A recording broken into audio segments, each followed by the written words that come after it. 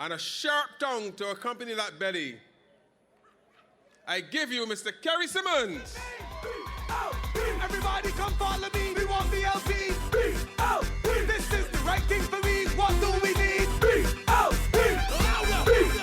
B-O-P. B-O-P. We done with them, we want BLP. Let's rebuild this economy. More jobs and opportunity. Them ain't doing nothing for me. We want BLP, cause we need a change. People want new government. Tell me what's the name? B-O-P. Everybody come follow me. We want A very BLP. pleasant good evening to you, comrades and friends. I have to say both from the constituency of St. James South, because this is where we are, but across there, by where they are, is St. James Central. I am here tonight to proudly and happily endorse the candidacy and candidature of a true lady, a wonderful friend, and a dedicated servant of the people. And if there was ever a person who should be warmly welcomed and endorsed by you, it is Sandra Husbands. And I want you to pledge that you're going to give her all of your support on the 21st of February. I thought long and hard about whether or not I should respond to the provocation of the man who is running against her, but I've decided to let that pass. Mr. Innes, he is a fella who will never stand in Sandra's shoes. While Sandra is known for an exquisite level of decency and dignity, that is not Donville Innes. While Sandra is known for an intellect, that is not Donville Innes. And all those are reasons why you should endorse Sandra. With respect, however, to Donville, I say only this. In Bay Street a few nights ago, he said three things. One, that I went to Harrison College with him, which is true, and that was a painful experience. Two, he said that I am intelligent and I must humbly accept the compliment. Three, he said that I tell lies, and I think that is not true. I know Donville very well, and I have never told any lies on him. What I would say to you is this. Donville is a fellow who's very lucky. He sat on the right-hand side of a man who he admits publicly is more intelligent than he.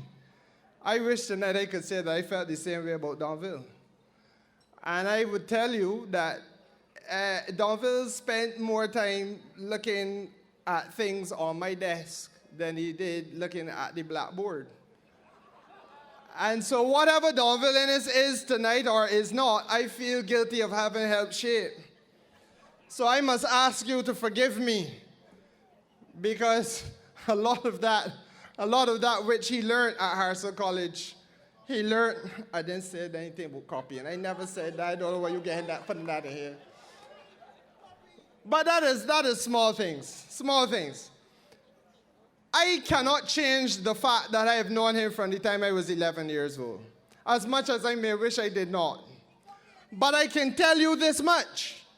I want Donville Innes to see the end of a political career on the 21st of February. And the reason why I want that, and I'm going to take you into my confidence here now. The reason why I want that is because that which Donville brings is nothing developmental. And we have, at this stage, this critical stage of our country's development, to begin to seriously now start to speak about the direction that we can go. And what I dislike intensely about Donville's approach to politics is that he, like Chris Sinclair, like Michael Lashley and Richard Seeley, we are all of the same generation. We all went through the same crucible. Seeley would have been at school with Innes and myself, and I would have come across Chris and Michael later on in life. but we all about the same age, separated by a couple of months. And what disturbs me about their leadership of this country, because we're talking about men who are cabinet ministers, holding rank of leadership in Barbados, is that their politics is not a politics of development for a country that is being crushed under an iron weight of oppressive circumstances. And it is that level of development that I find when I talk to Sandra. It is that concept of a future for Barbados that we find when we have a parliamentary group meeting and Sandra makes interventions. And that is where I feel we have to go. And yes, from time to time, we can throw some lashes in each other's skin. But beyond that, we got to build a Barbados. Beyond that, there has to be a future for you. Beyond that, we got to rescue the middle class over there to the left. Those people who are now paying through their teeth for every single thing on salaries that are fixed, many of whom are in a public service that has not seen a wage increase since 2009, but are living an existence in which the cost of living in Barbados has risen by 30% in the last 4 years. And to say simply that there's an international recession doesn't cut it, man. That is the problem, that there is a complacency in Donville-Innes that can't sit well with me. To say that there's an international recession is true. But if you go to St. Lucia, you don't see the same problem in the cost of living as you see here.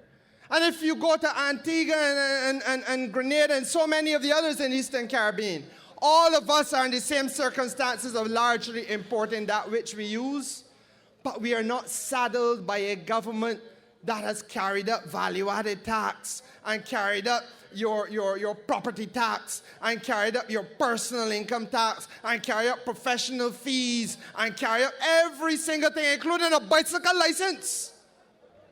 And if you do that to a country, you are saying that your homegrown policies are leading to the increase in the cost of everything. And they seem not to get that very simple fact. But beyond that, we have to decide where we're going as Barbadians and Barbadians. And when I spoke to you all in Bay Street the other night, I told you about the $150 million that the government owed to the University of the West Indies.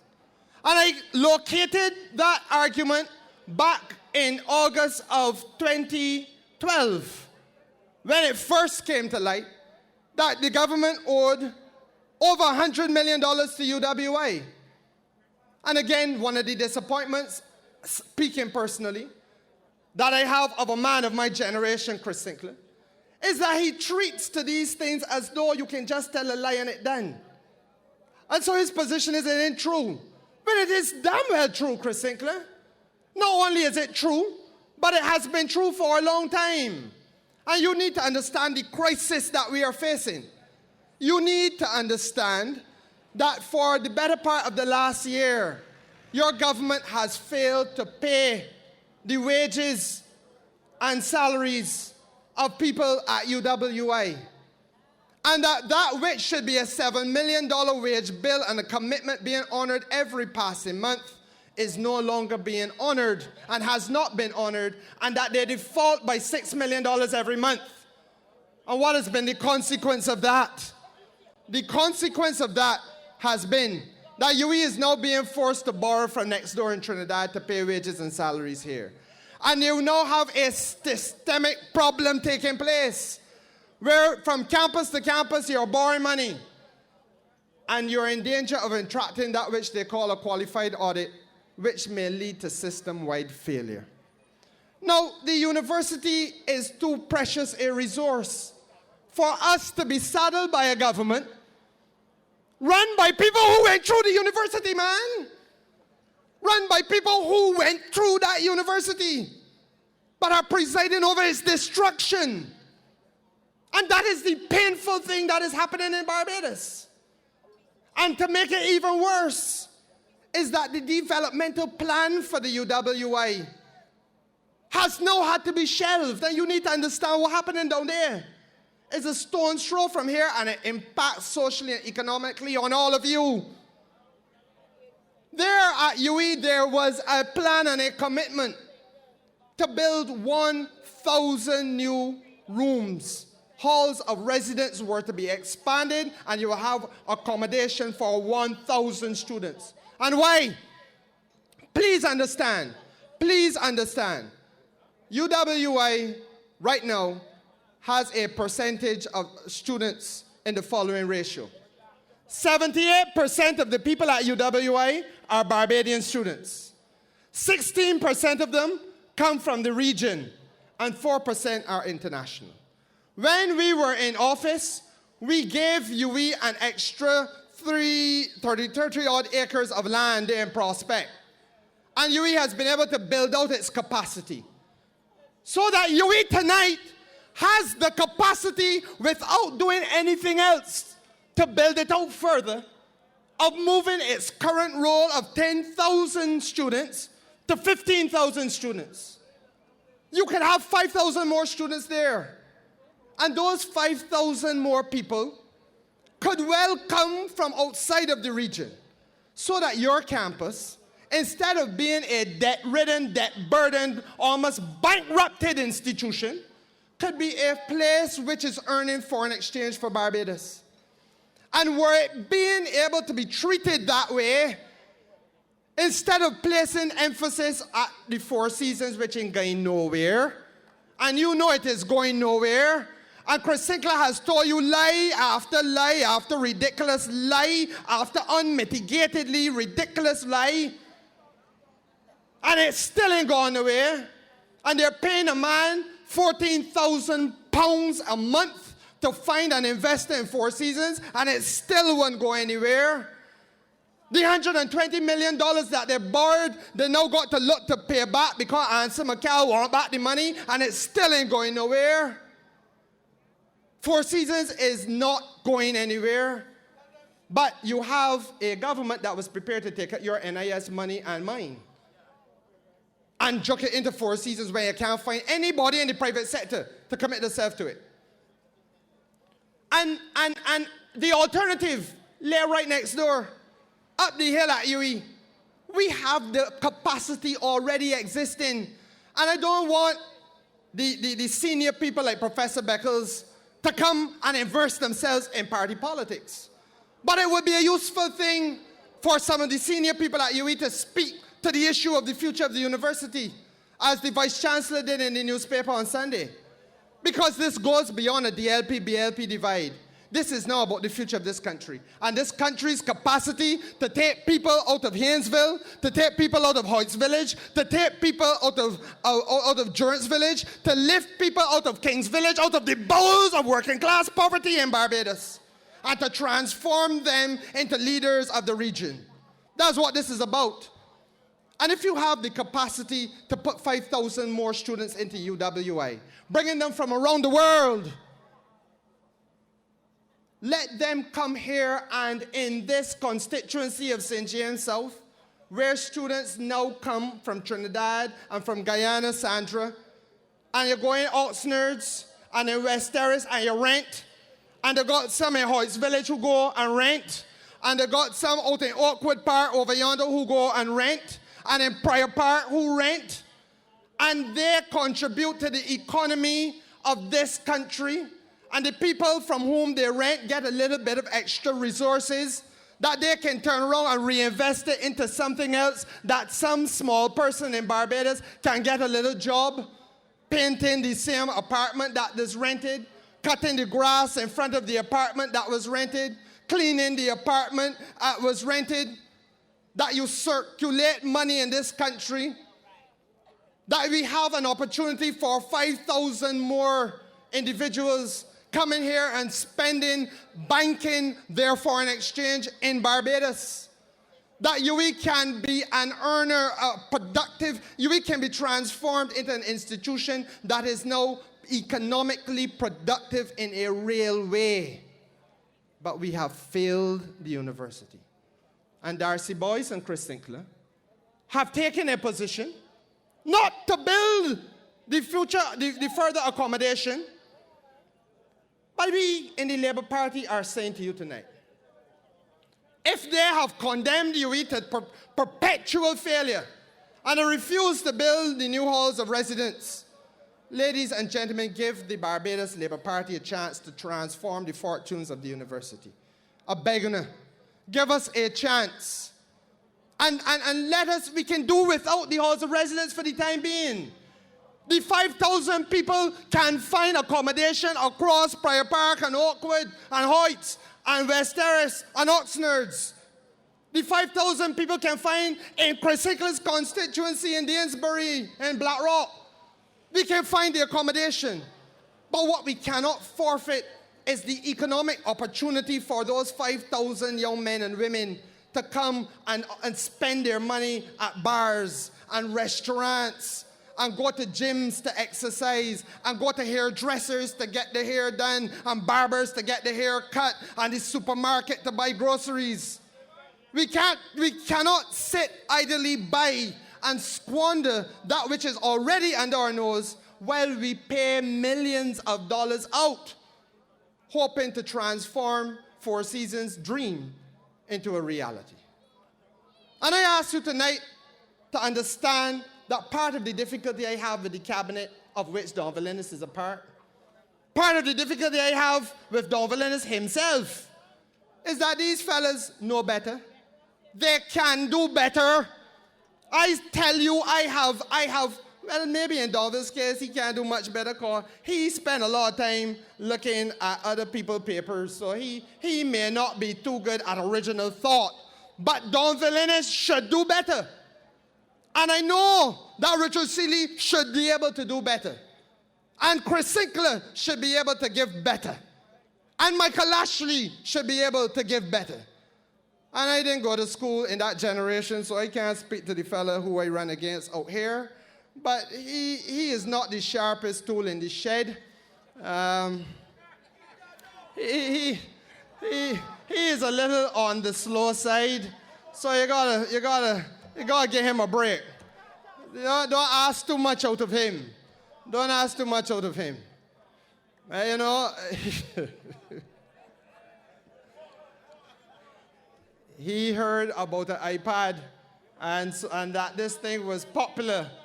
He heard about the iPad and it was popular, and he decided that he wants to be in the eye thing too, so he got an eye patch. You know, he is really a plodder. Don't trouble him too much. You just leave him a few more days. But the point that I'm making to you is that I want the residents of Thorpes and Haynesville in particular, and I must mention my folks over yonder, to start to think of themselves in a different capacity. I want you all to dream big dreams and understand that you can be better than where we are right now. And that the promise of a better tomorrow is not just a slogan. It is something that the Labour Party has sat and thought through. And I know there's some people who sit down home on the internet and they say, oh, I hear this all the time, but I ain't seen a manifesto yet, and nothing, they haven't gone into specifics yet. This is day 3 or 4 of a campaign in terms of the platform. It coming. But there's also a strategy involved in this. You can't vomit up everything, because it's one thing you know, Chris Hickler is incapable of original thought, so he will copy it. But you have also to have confidence in yourself that you can do better.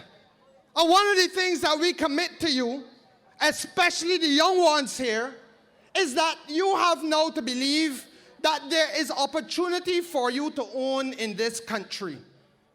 You have to understand, when I walk through Oakwood Park over there and I see young couples renting, and they're paying significant amount of money in rent. And the same thing happens in Prior Park. Sandra, you would have come across it as well. Young people got children and things and still renting and cannot afford to get that piece of rock. And we got to help them. And there is room there by giving back people their allowances. We have sufficient money that you can give back people the allowances. We are holding millions and millions of dollars in reserve. But what do the reserves do? The reserves right now don't do anything for Barbadian people. The reserves go to help Obama.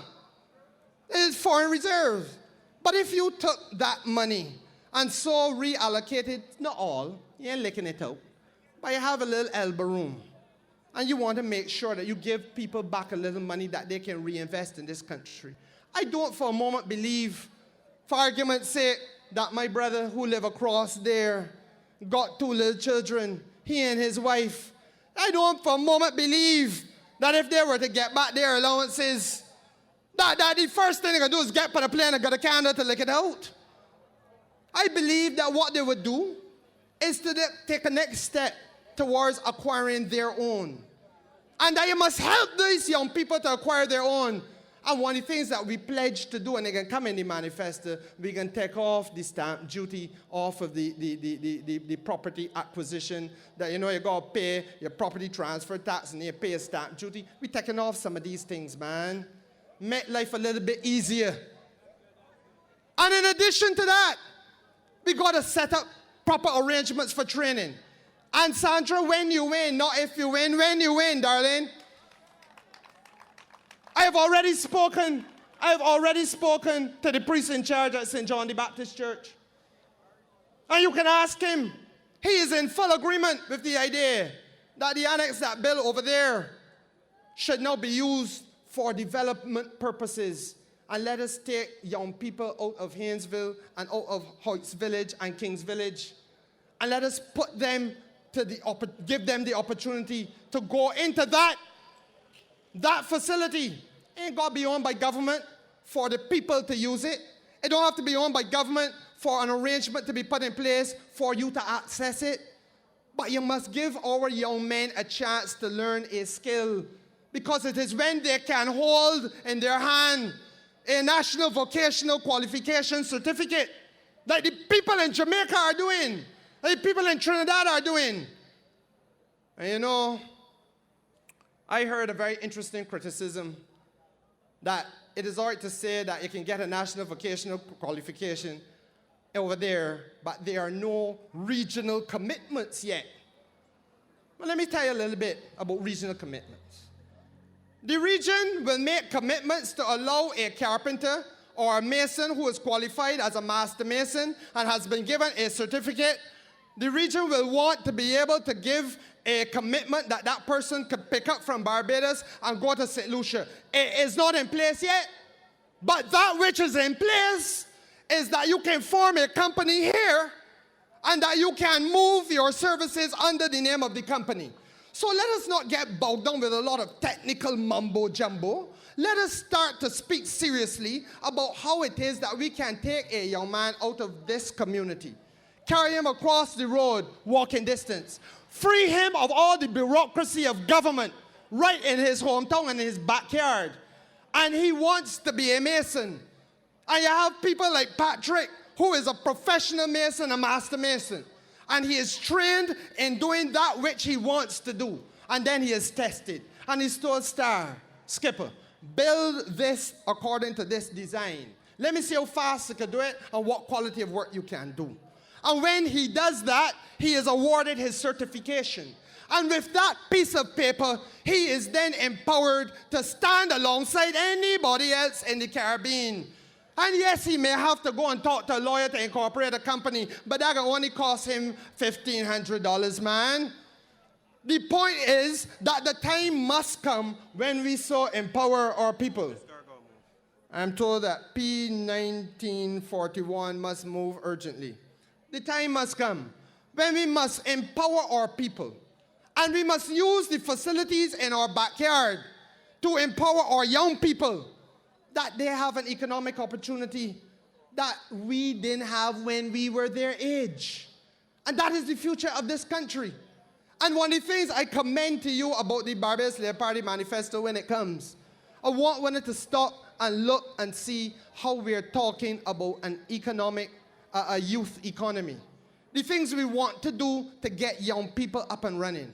Because with all due respect to those of you who are a little older than me, y'all are not going to lead us out of this recession.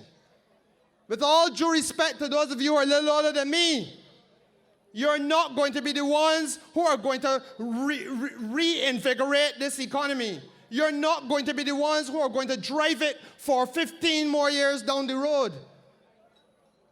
And one of the things that we must also accept is that in giving the chance to people, we are also empowering a society that needs to be empowered.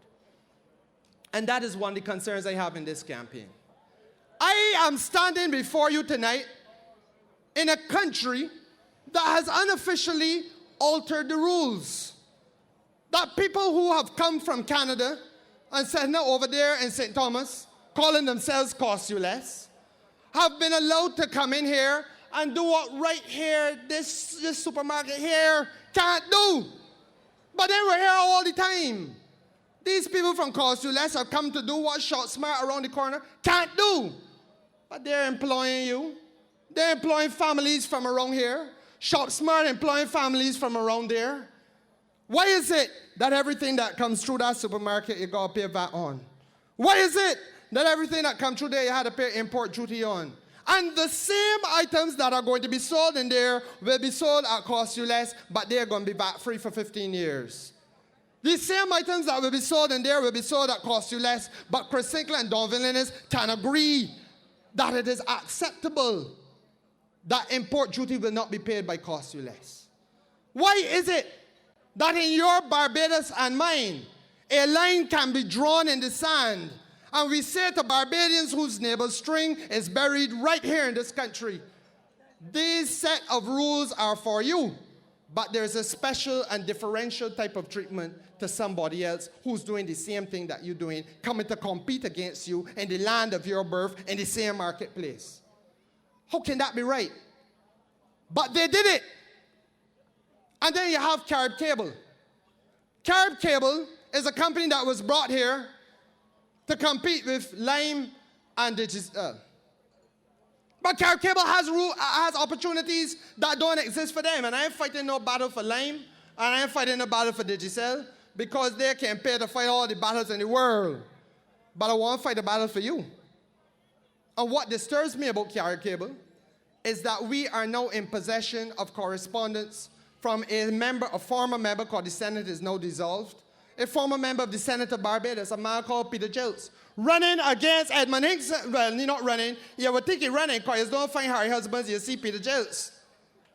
But he leads Harry Husbands around as though Harry Husbands was a poodle. An off-white man named Peter Gills, bald head off-white fella with a foul, foul mouth, who wrote an email that he effing well and pleased that they got people from the Barbados. That's what he said. I ain't making it up. That's what he said. He effing well and pleased. And I have to give you that correspondence. Hey, he's not pleased that they got people from the Barbados Labour Party who have gotten jobs at Carib Cable. He wrote that to the management, and he told them, look, understand the score. If you don't know, ask a question. This is not about giving any jobs to anybody other than the Democratic Labour Party. This is about the Democratic Labour Party people getting through. We must be good to those who have been good to us, he said. That's what he put in writing. And that has been and Owen Alpha read the letter on the Friday night that we had the meeting down in town, you remember? And that has been the approach that they have taken. So that they have again divided this country in two. And if you wear a red shirt, or you're suspected of being inclined to vote for the Barbados Labour Party, you're not to get work at Carib Cable. Well, who make them? There's a rule of law in this country which says that we have equality of opportunity to access a job anywhere. And if when Harold Hoy was at the Nation, and I went and applied for a job, you had the right to apply for the same job. And may the best man or woman win on the basis of merit. But now we have a new thing introduced. You can only get work in a private company because the Democratic Labour Party determines that their people must get work. And if you can't get work, it is because you are not deemed to be one of their people. And you got to ask yourself, in the minute and 4 seconds I got left here, you have to ask yourself these things. on the 21st of February. And that's why I really ain't humbug Donville tonight, because you will never find Donville speaking candidly to you as a people. Donville is a fella who is interested in himself, his wealth, and he has a healthy appetite for watching filthy movies on the big screen. The bigger the screen, the better, because he says that he likes high definition. He must see all, every crevice, missing nothing. I don't want you to call anybody Pornville. I am not in that. And I am saying to you that in the few seconds left, I want you to understand what the basis of this election is about. This election is about an opportunity you have to correct some of these things that are creeping into this country. You have an opportunity to say that it is wrong. Stand up and defy the Democratic Labour Party, man. In the land of your birth, they cannot institute rules which will suppress and oppress and repress you. They have no right to do it. And you must resist it with every fiber of your collective beings. Who make them to determine that they bring a company in here or invite a company here, but the company must only give work to their members? Who make them to change the rules of the economy of Barbados without going to the parliament? But that everything costs you less intend to sell to compete against people who are here around you every day. Everything that costs you less is selling to compete against people who are employing you every day. Costs you less's purpose is to drive these people in Barbados out of business. Remove the middleman, as Thompson said. But with the middleman employs all of you. Those of you who work at courts, at automotive arts, at standard distributors, at Carlton Company, those of you who got a job in a shop, those of you who own a shop, those of you who have any sort of little small business, a company that is selling virtually everything, comes to compete against you on unfair terms in the land of your birth. Who make them? And your task between now and the 21st is to decide whether that is acceptable in the land of your birth.